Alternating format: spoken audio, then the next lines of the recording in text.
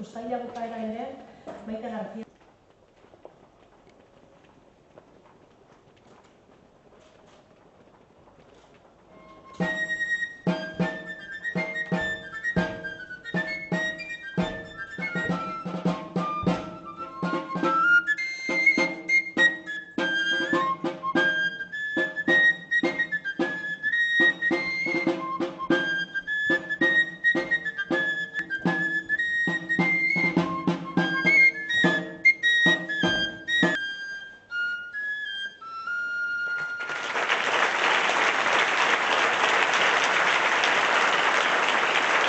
Irakasle analogikoa gizarte digitalean. Sailari eskatuko diogu 2017-2018 ikasturte honi hasiera ofiziala eman diezaiola.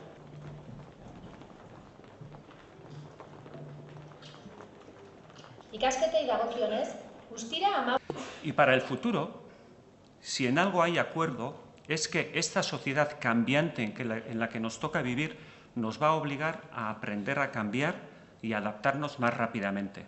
Y por nuestro compromiso con la innovación, la formación y con el desarrollo humano y social de nuestro país. Rektore jauna. Bueno, honekin heldu gara gaurko ekitaldi honetako muinera.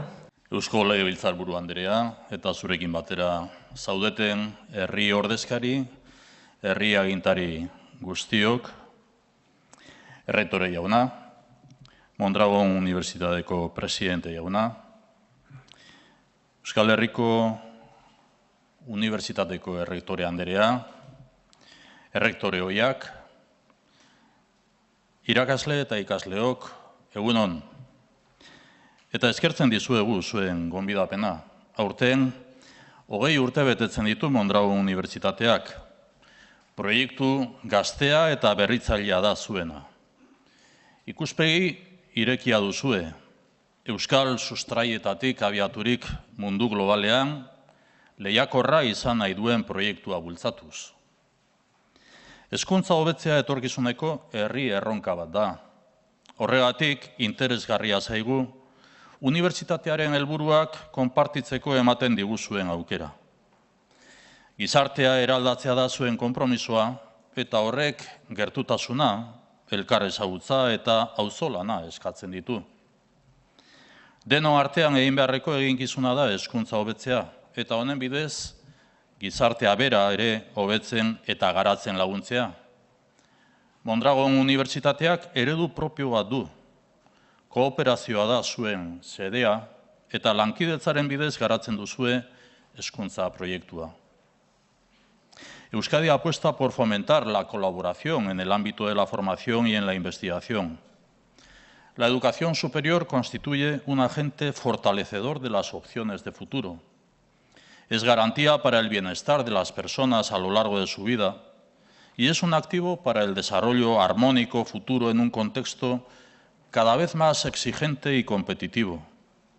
En ese camino de largo recorrido, el objetivo de nuestro Gobierno es fortalecer el sistema universitario vasco, contribuyendo a su progresión hacia la excelencia. Estamos en marcha. El pasado mes de junio presenté la Estrategia Universidad-Empresa 2020 en el Consejo Vasco de Universidades. Una agenda que tiene como objetivo crear y transferir conocimiento, así como formar capital humano en un marco colaborativo. El mes de julio se constituyó el clúster para el ámbito de la ingeniería, la ciencia y la tecnología. Este grupo de trabajo ya ha comenzado su andadura para fortalecer los vínculos entre universidad y empresa. Además, el Gobierno vasco está elaborando el Plan Estratégico de Ikerbasque para 2018-2021, que prioriza la incorporación de jóvenes investigadores de excelencia a nuestras universidades y centros de investigación. El plan universitario en vigor ha pasado su ecuador. Durante este curso nos centraremos en su evaluación y en el diseño de un plan de mejora adaptado a la nueva realidad global, primando la eficiencia y competitividad en el contexto europeo e internacional.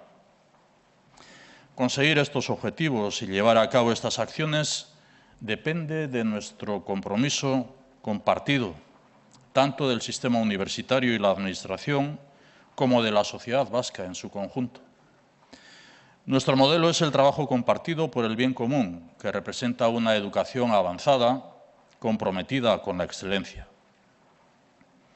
Mondragon Unibertsitatea aitzindaria izan da irakaskuntza metodologiaren alorreko berrikuntzak eta transferentzia enpresetan aplikatzen. Ezinbestekoa da unibertsitatearen eta enpresa munduaren arteko zubigintza eta lankidetza. Horregatik, sinatu berri dugu unibertsitate enpresa estrategia. Estrategia honen bidez, helburu bat lortu nahi dugu. Gazteei lanerako lehen esperientzia bat eskaintzea. Helburu hau funtsezkoa da eta 2020 urtea bitartean 20.000 gaztek lehen lan aukera bat izatea nahi dugu.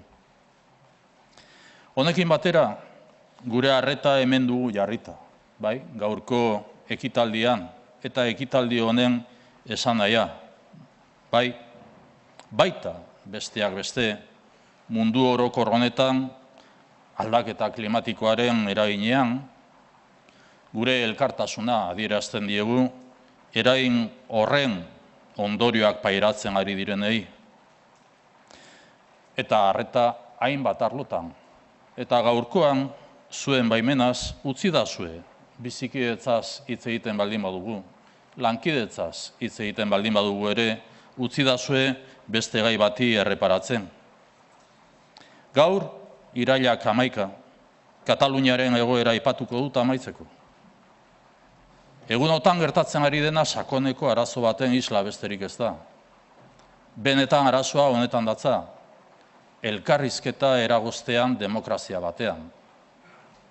Arazo politikoek irtenbide politikoak behar dituztela defendatzen dut. Gizarteak bere proiektu politikoen etorkizunaz erabaki dezala defendatzen dut. Legezko eta itundutako bide bat irekitzea defendatzen dut. Printzipio demokratikoa legezkotasun printzipioarekin uztartuko duena, akordioan oinarrituta. Y termino sí con una referencia a Cataluña en el día de hoy. No voy a hablar de lo que está pasando, porque siendo grave es solo la manifestación más evidente de un problema no resuelto. El problema de fondo es la ausencia de diálogo político con verdadera voluntad de alcanzar soluciones acordadas. Defiendo las soluciones políticas para los problemas políticos. Defiendo que la sociedad decida sobre el futuro de sus proyectos políticos. Defiendo que se habilite un cauce legal y pactado que conjugue el principio democrático con el principio de legalidad basado en el acuerdo. Vivimos en una Europa en la que no se puede negar la existencia de pueblos con legítimas aspiraciones políticas. En esta Europa hemos conocido la vía legal y pactada en Escocia. Es un modelo de solución. En 2010, el Tribunal Constitucional dictó sentencia anulando parte del estatuto que había sido refrendado por la ciudadanía catalana en referéndum. Desde entonces, la respuesta del Gobierno español ha sido el silencio. No ha atendido la voluntad de la sociedad catalana ni su malestar tras la decisión del Constitucional. El problema de fondo es que determinados poderes del Estado español no aceptan la realidad plurinacional. No reconocer el problema ha conducido a enconarlo. La parálisis, la inacción política durante 7 largos años ha sido y es un error. Siempre hay tiempo para enmendar un error. No es de recibo que durante 7 años el Gobierno español no haya puesto encima de la mesa ni una sola propuesta de solución. Me resisto a asumir esa idea de que ya no es posible hacer nada, ni antes ni después del 1 de octubre. Siempre hay tiempo para el diálogo. El Estado tiene un problema, y es el modelo de Estado. Y no es un problema de ahora. El diálogo es consustancial a la política, y tras 7 años, al Gobierno español le corresponde habilitar un diálogo político y ofrecer una solución para alumbrar un nuevo modelo de articulación del Estado plurinacional. Demokrazia batean bizi gara Europan, eta ezin da ukatu badirela izan asmo edo helburu politikoak dituzten herriak. 7 urteotan Eskoziako bidea ezagutu dugu, legezkoa eta itundua. Konponbiderako eredu bat da. Ez da onargarria Espainiako gobernuak 7 urtean proposamen politikorik ez plazaratzea. Uko egiten diot ideia hau onartzeari. Jadanik ezinezkoa dela ezer egitea, beti dago elkarrizketarako astia. Elkarrizketa berezko zaio politikari eta 7 urte eta gero Espainiako gobernuari dagokio elkarrizketa politikoa bideratzea eta irtenbide politiko bat eskaintzea. Bukatzera noa, lankidetza da bidea eta ikasturte berri honen hasieran gobernuaren konpromisoa adierazi nahi dut Mondragon Unibertsitatearen proiektuekin eta baita ere zabaltzen dituzuen balioekin.